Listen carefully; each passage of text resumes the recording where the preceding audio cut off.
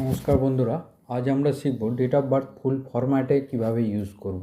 তো তার জন্য দেখছেন আমরা এখানে একটা টেবিল নিয়ে নিয়েছি যেখানে ডেট আছে, নাম আছে। তো আমরা তার এক্স্যাক্ট বয়স বার করব। তো তার জন্য আমরা এই বক্সে যাব, গিয়ে এখানে equal to today first packet open করব, ফার্স্ট প্যাকেট ক্লোজ করব, মাইনাস ডেটের যে বক্সটা B3 আমরা সেটা সিলেক্ট করব। দেখুন আমার এতে শর্ট ডেট এসে গেছে। আমরা এই বক্সটা সিলেক্ট করে Ctrl+1 প্রেস করব।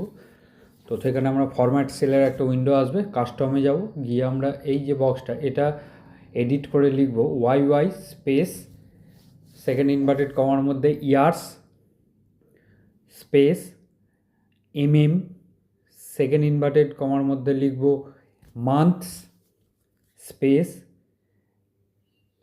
DD স্পেস সেকেন্ড ইনভার্টেড কমার মধ্যে ডেজ লিখে ওকে করব।